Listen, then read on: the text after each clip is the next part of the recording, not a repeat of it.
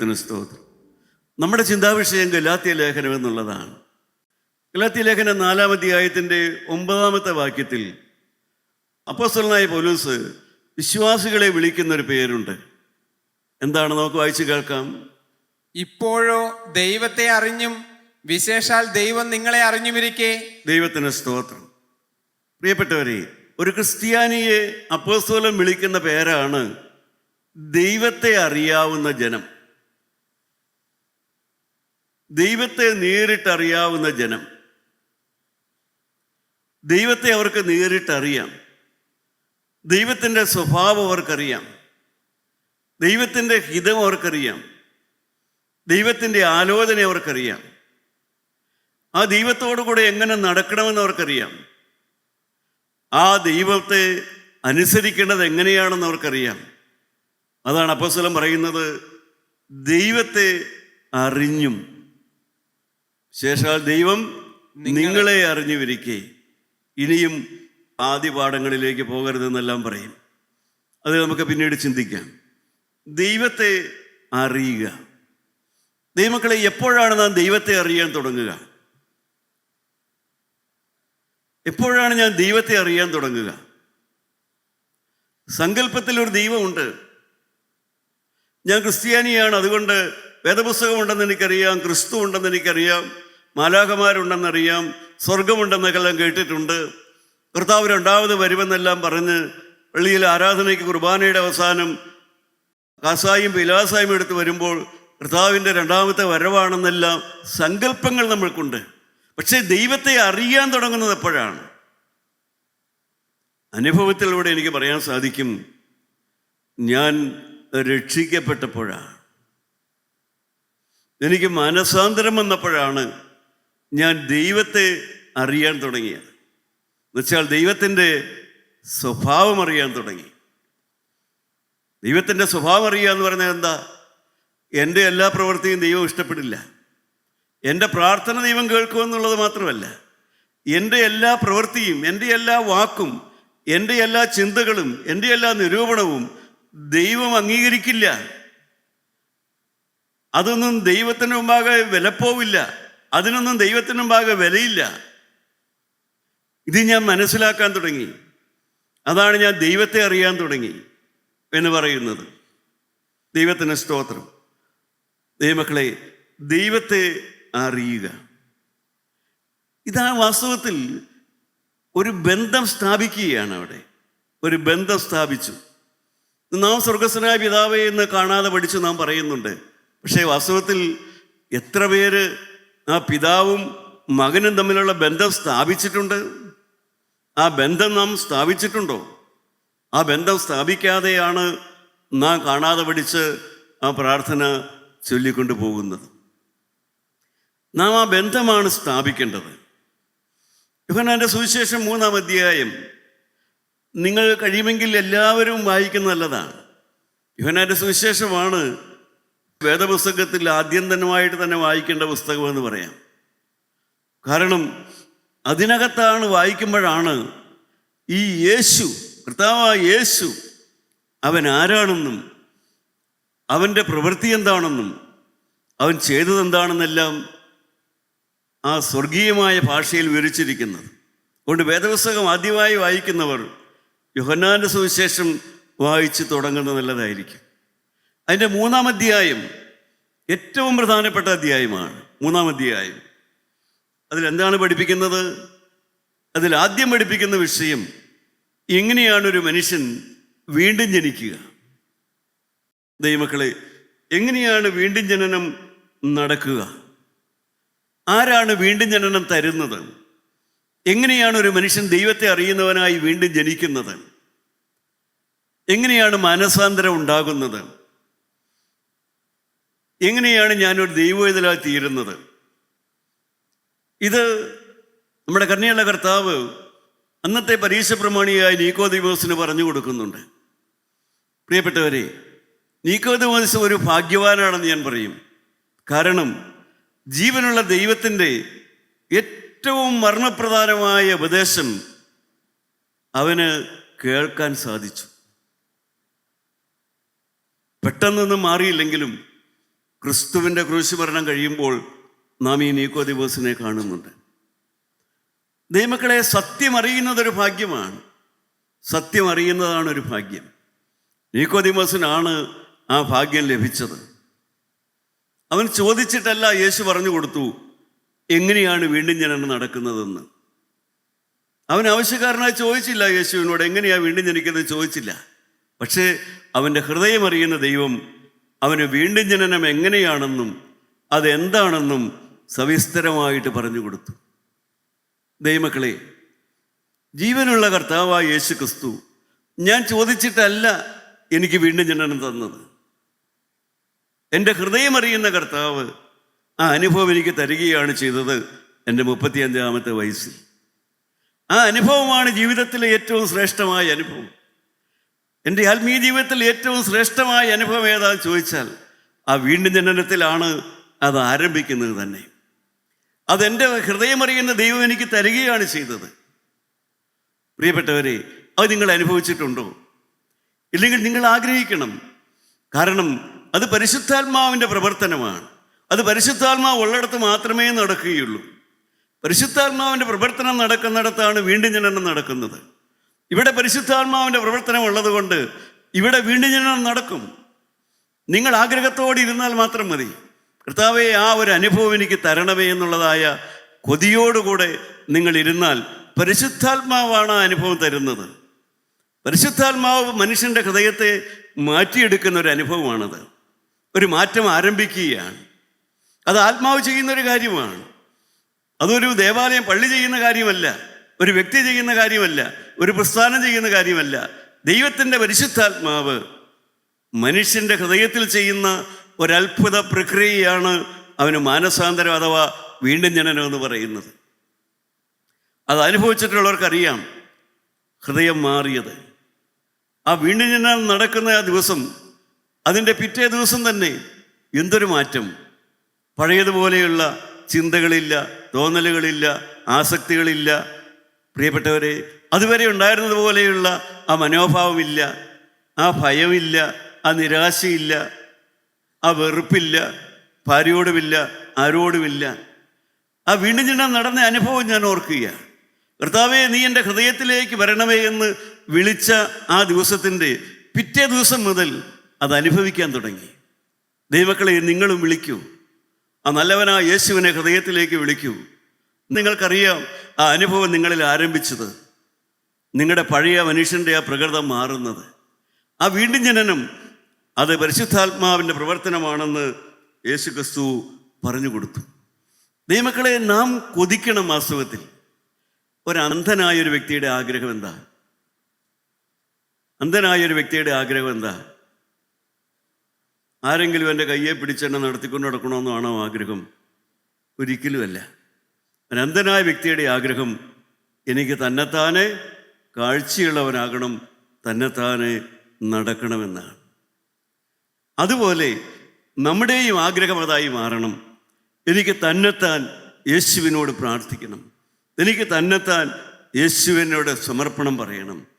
എനിക്ക് തന്നെത്താൻ യേശുവിനോട് ചേർന്ന് എൻ്റെ ജീവിതം മുന്നോട്ട് കൊണ്ടുപോകണം. മറ്റാരെങ്കിലും എനിക്ക് വേണ്ടി പ്രാർത്ഥിച്ച് അത് പ്രാർത്ഥിക്കുന്നത് തെറ്റാണെന്നല്ല ഞാൻ പറയുന്നത്. ഒരന്ധൻ്റെ ആഗ്രഹം എന്താണെന്ന് ചോദിച്ചാൽ, ഭർത്തിയുമായുടെ ആഗ്രഹം എന്താ? എനിക്ക് കണ്ണുകാഴ്ച വേണം. അന്ധനായ ഏതോ ഒരു വ്യക്തിയുടെയും ആഗ്രഹം അത്രയേ ഉള്ളൂ. ആരെങ്കിലും എൻ്റെ കയ്യെ പിടിച്ച് എന്നെ കൊണ്ടുനടക്കണമെന്നല്ല ആഗ്രഹിക്കുന്നത്. അവർക്ക് തന്നെത്താൻ കാഴ്ചയുണ്ടാകണം. ദൈവമക്കളെ, ഈ വചനം കേൾക്കുന്ന നിങ്ങളെല്ലാവരും ഒരു നിമിഷം നിങ്ങളുടെ ഹൃദയത്തിൽ കണ്ണുകൾ അടച്ചുകൊണ്ട് നിങ്ങളൊന്ന് പ്രാർത്ഥിക്കണം. കർത്താവേ, എനിക്കൊരു ആത്മീയ വെളിച്ചം വേണം. എനിക്ക് തന്നെത്താൻ യേശുവിനെ ഒന്ന് പിടിക്കണം. എനിക്ക് യേശുവിനെ ഒന്ന് അറിയണം. എനിക്ക് യേശുവിനോട് ചേർന്നൊന്ന് നടക്കണം. എനിക്ക് യേശുവിനോട് എൻ്റെ ഹൃദയം പകരണം. ഈ നല്ലവനാ യേശുവിൻ്റെ തിരുരക്തം എൻ്റെ മേലൊന്ന് പതിയണം. അവൻ്റെ തിരുരക്തത്തിൻ്റെ മുദ്ര എനിക്കൊന്ന് കിട്ടണം. അവൻ്റെ പരിശുദ്ധാത്മാവിൻ്റെ ഹൃദയത്തിൽ വരണം. ദൈവത്തിൻ്റെ ആത്മാവ് അതിൻ്റെ പാർപ്പിടം കണ്ടെത്തുന്ന ആത്മാവാണ്. ദൈവത്തിൻ്റെ പരിശുദ്ധ പരിശുദ്ധാത്മാവ് എൻ്റെ ഹൃദയം അതിന് പാർപ്പിടമായി കണ്ടെത്തണം. ഹല്ലേലൂയ ദൈവമക്കളെ, ദൈവത്തിൻ്റെ പരിശുദ്ധാത്മാവ് വിവേകത്തിൻ്റെ ആത്മാവാണ്. അത് എവിടെ പാർക്കണമെന്ന് അത് തന്നെയാണ് കണ്ടെത്തുന്നത്. ആത്മാവാണ് കണ്ടെത്തുന്നത് ഏത് വ്യക്തിയുടെ ഹൃദയത്തിലാണ് പാർക്കേണ്ടതെന്ന്. ആ ദൈവത്തിൻ്റെ പരിശുദ്ധാത്മാവ് ഇന്ന് എൻ്റെയും നിങ്ങളുടെയും ചാരത്തോടെ നടന്നു പോകുമ്പോൾ പ്രിയപ്പെട്ടവരെ, ആ പ്രാവിനെ ഒരു ഇടമന്വേഷിച്ചുകൊണ്ടാണ് ആ പ്രാവ് പറക്കുന്നത്. ആ പ്രാവിൻ്റെ ആഗ്രഹം, എനിക്കൊരു പാർപ്പിടം വേണം, എനിക്കൊരു പാർപ്പിടം വേണം. അത് ഇന്ന വ്യക്തിയുടെ പാർപ്പിടം ആത്മാവാണ് കണ്ടെത്തുന്നത്. നിങ്ങൾ ആ പരിശുദ്ധാത്മാവിനെ ഹൃദയത്തിലേക്ക് ക്ഷണിക്കണം. പരിശുദ്ധാത്മാവേ, എൻ്റെ ഹൃദയം നിനക്ക് വേണ്ടി ഞാൻ തുറന്നു തരികയാണ്. ആ ആത്മാവ് വന്നു കഴിഞ്ഞാൽ നിങ്ങളുടെ ബുദ്ധിയെ പ്രകാശിക്കും. ദൈവമക്കളെ, നിങ്ങളുടെ അന്ധകാരം മാറും, നിങ്ങളുടെ മ്ലാനത മാറും, നിങ്ങളുടെ കുടുംബത്തിലെ ആ വിഷയങ്ങൾ മാറും. എന്നോട് പരീക്ഷയുടെ കാര്യം ചോദിക്കുന്ന വിദ്യാർത്ഥികളോട് ഞാൻ പറഞ്ഞു കൊടുക്കാറുണ്ട്, നിങ്ങൾ പരിശുദ്ധാത്മാവിന് വേണ്ടി അപേക്ഷിക്കൂ. ആത്മാവാണ് വിവേകത്തിൻ്റെ ആത്മാവ്, ആത്മാവാണ് ബുദ്ധി തരുന്ന ആത്മാവ്, ആത്മാവാണ് ഷാർപ്പ് ഇൻ്റലക്ട് തരുന്ന ആത്മാവ്, പരിശുദ്ധാത്മാവാണ് പരിജ്ഞാനം തരുന്ന ആത്മാവ്, പരിശുദ്ധാത്മാവാണ് ബുദ്ധിയെ തുറന്നു തരുന്ന ആത്മാവ്. അതുകൊണ്ട് നിങ്ങൾ പരിശുദ്ധാത്മാവിന് വേണ്ടി പ്രാർത്ഥിക്കൂ. ആത്മാവ് കടന്നു വരുമ്പോൾ സഹോദരങ്ങളെ, നിങ്ങളുടെ ബുദ്ധിയിൽ വെളിച്ചമുണ്ടാകും. ഒരു സാമാന്യ വെളിച്ചം കൊണ്ട് നമ്മൾ അനേകർ കടന്നു പോവുകയാണ്. ഈ സാമാന്യ വെളിച്ചം കൊണ്ട് നമുക്ക് ജീവനുള്ള ദൈവത്തോട് ബന്ധത്തിൽ ജീവിക്കാൻ സാധിക്കുകയില്ല. ദൈവമക്കളെ, അതുകൊണ്ട് ഒരു സാധാരണ ക്രൈസ്തവൻ്റെ ഒരു വെളിച്ചത്തിൽ എനിക്ക് പോയാൽ പോരാ. എനിക്ക് ആഴമായ, എനിക്ക് വാസ്തവമായ കണ്ണുകാഴ്ച വേണം. പരിശുദ്ധാത്മാവിൻ്റെ വെളിച്ചം എനിക്ക് വേണം. ആ വെളിവൻ്റെ ഹൃദയത്തിലേക്ക് വരണമെന്ന് നിങ്ങൾ പ്രാർത്ഥിക്കൂ. പ്രിയപ്പെട്ടവരെ, കുഞ്ഞുങ്ങൾ പ്രാർത്ഥിക്കൂ. പരീക്ഷയ്ക്ക് വേണ്ടി ഒരുങ്ങുന്ന കുഞ്ഞുങ്ങൾ പ്രാർത്ഥിക്കൂ. ആത്മാവ് നിങ്ങളുടെ ബുദ്ധിയെ പ്രകാശിപ്പിക്കും. ആത്മാവ് നിങ്ങൾക്ക് കഴിവ് തരും. പരീക്ഷ എഴുതുമ്പോൾ വെളിവ് തരും. ചോദിക്കേണ്ട ഉത്തരം എഴുതിത്തരും. നിങ്ങൾക്ക് പ്രാർത്ഥിക്കാൻ, കർത്താവേ, നീ എന്നോട് ചോദ്യങ്ങൾ ചോദിക്കുകയും നീ തന്നെ ഉത്തരം പറയുകയും ചെയ്യണം, നീ തന്നെ ഉത്തരം എഴുതുകയും ചെയ്യണം. അതൊരു അത്ഭുതമായിരിക്കും. എൻ്റെ പ്രിയപ്പെട്ടവരെ, യേശുവിനോട് നിങ്ങൾ പ്രാർത്ഥിക്കുക, കർത്താവേ, നീ എന്നോട് ചോദ്യം ചോദിക്കണം, എന്നിട്ട് നീ തന്നെ ഉത്തരം പറയണം. എനിക്കൊന്നും പറയാൻ അറിയാൻ മേല. ഹല്ലേലൂയ ദൈവമക്കളെ, ആ ബലഹീനതയാണ് ബലമെന്ന് പറയുന്നത്. എൻ്റെ ബലഹീനതയിൽ ഞാൻ പ്രശംസിക്കുന്നു എന്ന് പറയുന്നത്, എൻ്റെ ബലഹീനതയാണ് എൻ്റെ ബലമെന്ന് പറയുന്നത്. എനിക്കറിയാൻ മേല കർത്താവേ, നീ തന്നെ എനിക്ക് വേണ്ടി എല്ലാം ചെയ്തു തരണം. അത്യുന്നതനായ ദൈവത്തെ ഞാൻ വിളിച്ചപേക്ഷിക്കുന്നു. എനിക്ക് വേണ്ടി എല്ലാം നിർവഹിക്കുന്ന ദൈവത്തെ തന്നെ, എല്ലാം നിർവഹിക്കുന്ന ദൈവം അവൻ നമ്മുടെ ചാരത്തുണ്ട്. അവനോട് നിങ്ങൾ കെട്ടിപ്പിടിച്ചുകൊണ്ട് പറയൂ, കർത്താവേ, എനിക്ക് വേണ്ടി ചിലതെല്ലാം നിവർത്തിയാക്കി തരണം, എനിക്ക് വേണ്ടി ചിലതെല്ലാം സാധ്യമാക്കി തരണം, എനിക്ക് വേണ്ടി ചിലതെല്ലാം നീ ഒന്ന് വെളിച്ചത്തിലേക്ക് കൊണ്ടുവന്ന് തരണം. ആ നല്ലവനായ യേശു നിങ്ങൾക്ക് ജീവൻ തരട്ടെ, വീണ്ടും ജനനം തരട്ടെ. പ്രിയപ്പെട്ടവരെ, എന്താണ് വീണ്ടും ജനനം എന്ന് പറഞ്ഞാൽ? നിങ്ങളുടെ ഉള്ളിലേക്ക് ദൈവം നിത്യതയുടെ ആത്മാവിനെ നിക്ഷേപിക്കുന്ന സമയമാണ് ഒരു മനുഷ്യൻ്റെ വീണ്ടും ജനനം എന്ന് പറയുന്നത്. ആ വീണ്ടും ജനനം നടക്കുന്ന സമയത്താണ് നിങ്ങൾക്ക് വേണ്ടി, നിങ്ങൾക്ക് നിത്യതയിലേക്കുള്ളതായ ആ മുദ്ര നിങ്ങളുടെ ഹൃദയത്തിലേക്ക് വന്ന് പതിയുന്നത്. ആ ആത്മാവിൻ്റെ മുദ്ര നിങ്ങളുടെ ഹൃദയത്തിൽ പതിയുന്ന ആ നിമിഷമാണ് നിങ്ങളുടെ വീണ്ടും ജനനം എന്ന് പറയുന്നത്. ഹല്ലേലൂയ ദൈവമക്കളെ, യഹോവ വംശങ്ങളെ എഴുതുമ്പോൾ അവനിവിടെ ജനിച്ചു എന്ന് പറയുവാൻ തക്കവണ്ണം ഇന്ന് രാത്രി ഒരു വീണ്ടും ജനനത്തിൻ്റെ ആത്മവ്യാപാരം ഇവിടെ വ്യാപരിച്ചുകൊണ്ടിരിക്കുകയാണ്. ആർക്കെല്ലാം ഇതുവരെ വീണ്ടും ജനിക്കാത്തവർക്ക്, കർത്താവേ, എനിക്കിവിടെ ജനിക്കണം, എനിക്കിനി എൻ്റെ ഇഷ്ടം പോലെയല്ല, ഒരു വീണ്ടും ജനന അനുഭവം എനിക്ക് തരണം. എൻ്റെ പഴയ മനുഷ്യനായിട്ടല്ല, പഴയ ബുദ്ധിയോടെയല്ല, പഴയ കാഴ്ചപ്പാടോടെയല്ല, പഴയ വിദ്യാർത്ഥിയായിട്ടല്ല, പഴയ മന്ദബുദ്ധിയായിട്ടല്ല, പഴയ അന്ധബുദ്ധിയായിട്ടല്ല, ഒരു വെളിവുള്ളവനായി, ഒരു വെളിച്ചമുള്ളവനായി, ഒരു കൃപയുള്ളവനായി, ഒരു നിറവുള്ളവനായി, ഒരു പ്രത്യാശയുള്ളവനായി, ഒരു യേശുവുള്ളവനായി എനിക്ക് ഇവിടെ എഴുന്നേറ്റ് പോകാനായിട്ട് ജീവനുള്ള ദൈവമേ, എൻ്റെ മേൽ എൻ്റെ പരിശുദ്ധാത്മാവിനെ ഒന്ന് പറത്തി വിടണമേ. ഹല്ലേലൂയ. നോഹയുടെ പെട്ടകത്തിൽ നിന്ന് പ്രാവ് പറന്നു വന്നതുപോലെ സ്വർഗത്തിൽ നിന്നുള്ളതായ പ്രാവ് നിങ്ങളുടെ തലമേൽ എൻ്റെ സഹോദരങ്ങളെ വന്ന് പറന്നിറങ്ങട്ടെ, പറാവ് പറന്നിറങ്ങട്ടെ, ആത്മാവ് വ്യാപരിക്കട്ടെ, നിങ്ങളുടെ ബുദ്ധിമണ്ഡലം മാറട്ടെ, നിങ്ങളുടെ മന്ദബുദ്ധി മാറട്ടെ, നിങ്ങളുടെ കുഞ്ഞുങ്ങൾ അനുഗ്രഹിക്കപ്പെടട്ടെ, ഗർഭത്തിൽ കിടക്കുന്ന കുഞ്ഞുങ്ങളുടെ മേൽ പോലും ബുദ്ധിയുടെ പ്രകാശം ഉണ്ടാകട്ടെ, ജീവനുള്ള ദൈവം അത്ഭുതം പ്രവർത്തിക്കട്ടെ. പ്രിയപ്പെട്ടവരെ, ഒരു നല്ലവനായ യേശു ഇവിടെയുണ്ട്, ഒരു നല്ലവനായ യേശു ഇവിടെയുണ്ട്. ഒരു വീണ്ടും ജനന അനുഭവം. ദൈവത്തിന് നന്ദിയോടെ സ്തോത്രം. പ്രിയപ്പെട്ടവരെ, തുടർന്ന് യോഹന്നാൻ സ്നാപകൻ്റെ സാക്ഷ്യമാണ്. അതിൻ്റെ 29-ാമത്തെ വാക്യം മുതൽ അതിൻ്റെ 29-30 വാക്യം, 3-ാം അധ്യായം 29-30 വാക്യം എന്താണ്? മണവാട്ടി ഉള്ളവൻ മണവാളനാകുന്നു, മണവാളന്റെ സ്നേഹിതനോ നിന്ന് മണവാളന്റെ സ്വരം കേട്ടിട്ട് അത്യന്തം സന്തോഷിക്കുന്നു. ഈ എന്റെ സന്തോഷം പൂർത്തിയായിരിക്കുന്നു. അവൻ വളരേണം, ഞാനോ കുറയണമെന്ന് ഉത്തരം പറഞ്ഞു. ദൈവത്തിന് സ്തോത്രം. പ്രിയപ്പെട്ടവരെ, യോഹന്നാൻ സ്നാപകൻ, അപ്പോസ്തലൻ യോഹന്നാൻ സ്നാപകൻ്റെ സാക്ഷ്യമാണ് തുടർന്ന് നാം കേൾക്കുന്നത്. അദ്ദേഹത്തിൻ്റെ ഹൃദയത്തിൻ്റെ ആഗ്രഹമാണ് നാം 29-30 വാക്യം. എന്താണത്? എനിക്ക് ഇത്രയും അറിവേ ഉള്ളൂ, ഞാനോ കുറയണം, അവനോ വളരണം. എന്താണ് അതിൻ്റെ ആഗ്രഹം? ദൈവവേല ചെയ്യുന്നവൻ്റെയും ദൈവ ശുശ്രൂഷക്കാരൻ്റെയും പ്രിയപ്പെട്ടവരെ, പ്രസംഗിക്കുന്നവർ മാത്രമാണോ ദൈവ ശുശ്രൂഷക്കാർ? നമ്മുടെ ബഹുമാന്യരായ പുരോഹിതന്മാർ ദൈവവേലക്കാരല്ലേ? ഇവിടെ ഇരിക്കുന്ന നിങ്ങൾ ദൈവവേലക്കാരല്ലേ? കസേര ക്രമീകരിക്കുന്നവർ, പന്തൽ കെട്ടുന്നവർ, ഓഡിറ്റോറിയം ക്രമീകരിക്കുന്നവർ, അടിച്ചു വാരുന്നവർ, ബാത്റൂം ക്ലീൻ ചെയ്യുന്നവർ, പാർക്കിങ്ങിന് നിൽക്കുന്നവർ, നിങ്ങളെല്ലാം ദൈവവേലക്കാരല്ലേ? തീർച്ചയായും അതെ പ്രിയപ്പെട്ടവരെ, നിങ്ങളെല്ലാവരും ദൈവവേലക്കാർ തന്നെയാണ്. ഈ നിൽക്കുന്ന ഞാനും ബഹുമാന്യരായ അച്ഛന്മാരും ഇവിടെ ഇരിക്കുന്ന സകലരും ദൈവവേലക്കാരാണ്. വേല സ്ഥലങ്ങളിൽ വ്യത്യാസം കണ്ടേക്കാം, വേലയുടെ വലിപ്പത്തിലോ ചെറുപ്പത്തിലോ വ്യത്യാസം കണ്ടേക്കാം. അതല്ല വിഷയം. ദൈവവേലക്കാരൻ്റെ ആഗ്രഹം എന്തായിരിക്കണം? ഞാനോ കുറയണം, അവനോ വളരണം. ആര് കുറയണം? ഞാൻ കുറയണം. എല്ലാവരും യേശുവിനെ കാണണം. എല്ലാവരും യേശുവിനെ കാണണം. ആരും എന്നെ കാണരുത്, ആരും എന്നിൽ ആശ്രയിക്കാൻ ഇടവരരുത്, ആരും എന്നെ നോക്കാൻ ഇടവരരുത്. എല്ലാവരും യേശുവിനെ അറിയണം. പ്രിയപ്പെട്ടവരെ, ആരാധന നടത്തുന്ന ഒരു പുരോഹിതൻ്റെ ഹൃദയത്തിലെ ആഗ്രഹം അതായിരിക്കണം. ജനം യേശുവിനെ അറിയണം. യേശുവിനെ അറിയണമെന്ന് പറഞ്ഞാൽ എന്താ അർത്ഥം? പ്രിയപ്പെട്ടവരെ, യേശു വിശുദ്ധനാണെന്ന് അറിഞ്ഞാൽ പോരാ. യേശു ക്രിസ്തുവിനോട് നേരിട്ട് പ്രാർത്ഥിക്കാനുള്ളതായ ഒരറിവ് ജനത്തിന് പകർന്നു കൊടുക്കണം. കർത്താവ് യേശുവിനോട് നേരിട്ട് പ്രാർത്ഥിക്കാനുള്ളതായ ഒരാത്മബലം ജനത്തിന് പകർന്നു കൊടുക്കണം. ദൈവവേലക്കാരൻ്റെ ആഗ്രഹം അതായിരിക്കണം. ഞാനോ കുറയണം, അവനോ വളരണം. ദൈവത്തിന് സ്തോത്രം. പിന്നെ എന്താണ്? എൻ്റെ അറിവോ കഴിവോ ഒന്നുമല്ല. പ്രിയപ്പെട്ടവരെ, എല്ലാവരും മാനസാന്തരപ്പെട്ടത് ആരുടെയെങ്കിലും പ്രസംഗം കേട്ടിട്ടാണോ? അല്ല. പ്രസംഗം കേട്ട് മാനസാന്തരപ്പെട്ടവരുണ്ട്. അപ്പൻ്റെയും അമ്മയുടെയും ജീവിതം കണ്ട് മാനസാന്തരപ്പെട്ടവരുണ്ട്. വിശുദ്ധ വേദപുസ്തകം വായിച്ച് മാനസാന്തരപ്പെട്ടവരുണ്ട്. ദൈവമക്കളെ, ഇതെല്ലാം ശ്രേഷ്ഠമായ അനുഭവമാണ്. എൻ്റെ അറിവോ കഴിവോ ഇതൊന്നുമല്ല വിഷയം. ദൈവത്തിന് സ്തോത്രം. എന്താണ് വിഷയം? ഞാനോ കുറയണം. ദൈവത്തിന് സ്തോത്രം. ജനം കൂടി വരുന്നു. ഇത് കാരണം ഞാൻ ആദ്യം പറഞ്ഞു, ദൈവം ദാഹമയക്കുന്നു. ദൈവരാജ്യം പടർന്നുകൊണ്ടിരിക്കുന്നു. ജനഹൃദയത്തിലേക്ക് ദൈവരാജ്യം കടന്നു ചെന്നുകൊണ്ടിരിക്കുന്നു. കാലം തികഞ്ഞു, ദൈവരാജ്യം സമീപിച്ചിരിക്കുന്നു. ആകയാൽ മാനസാന്തരപ്പെട്ട് സുവിശേഷത്തിൽ വിശ്വസിക്കുവിനെന്ന് നമ്മുടെ കരുണയുള്ള കർത്താവ് അന്ന് പറഞ്ഞു. ദൈവമക്കളെ, അനേകരുടെ ഹൃദയത്തിൽ ദൈവരാജ്യത്തിൻ്റെ പ്രവർത്തനം തുടങ്ങിയിരിക്കുകയാണ്. ഇനി യോഹന്നാൻ സ്നാപകൻ പറയുകയാണ്. എന്താണ് പറയുന്നത്? 31-32 വാക്യം വേഗം വായിക്കാം നമുക്ക്.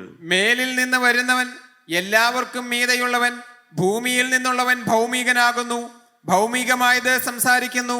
സ്വർഗത്തിൽ നിന്ന് വരുന്നവൻ എല്ലാവർക്കും മീതെയുള്ളവനായി താൻ കാണുകയും കേൾക്കുകയും ചെയ്തത് സാക്ഷീകരിക്കുന്നു. പ്രിയപ്പെട്ടവരെ, യോഹന്നാൻ സ്നാപകൻ പറയുകയാണ്, ഞാൻ ഭൂമിയിൽ നിന്നുള്ളവനാണ്, എൻ്റെ അറിവ് പരിമിതമാണ്. എന്നാൽ എന്നെ അയച്ച യേശു, അവൻ സ്വർഗത്തിൽ നിന്നുള്ളവനാണ്. അവൻ സ്വർഗത്തിൽ കണ്ടതാണ് പ്രസംഗിക്കുന്നത്, സ്വർഗത്തിൽ കേട്ടതാണ് പ്രസംഗിക്കുന്നത്. ഞാൻ ചെറിയവൻ, ഞാൻ ഭൂമിയിൽ നിന്നുള്ളവനാണ്. ഞാൻ ഭൂമിയിൽ ദൈവം എനിക്ക് അറിവ് തന്ന അത്രയും മാത്രമേ ഞാൻ പ്രസംഗിക്കുന്നുള്ളൂ. അവനോ വലിയവൻ. എൻ്റെ അറിവ് പരിമിതമാണ്, എന്നാൽ യേശു വലിയവനാണ്. അവൻ്റെ അറിവ് സ്വർഗത്തിൻ്റെ അറിവാണത്. അവൻ കണ്ടതാണ് പ്രസംഗിക്കുന്നത്. അടുത്ത വാക്യം 33-34 വാക്യം. അവന്റെ സാക്ഷ്യം ആരും കൈക്കൊള്ളുന്നില്ല. അവന്റെ സാക്ഷ്യം കൈക്കൊള്ളുന്നവൻ ദൈവം സത്യവാൻ എന്നുള്ളതിന് മുദ്രയിടുന്നു. ദൈവം അയച്ചവൻ ദൈവത്തിന്റെ വചനം പ്രസ്താവിക്കുന്നു. അവൻ ആത്മാവിനെ അളവ് കൂടാതെയല്ലോ കൊടുക്കുന്നത്. പ്രിയപ്പെട്ടവരെ, ജീവനുള്ള ദൈവം തൻ്റെ ആത്മാവിനെ അളവ് കൂടാതെ കൊടുക്കുന്നു. ദൈവത്തിൻ്റെ വചനമാണ് സ്വർഗമയച്ച് പറയുന്ന വചനം. നിങ്ങൾ വേദപുസ്തകമാണ് വായിക്കേണ്ടത്.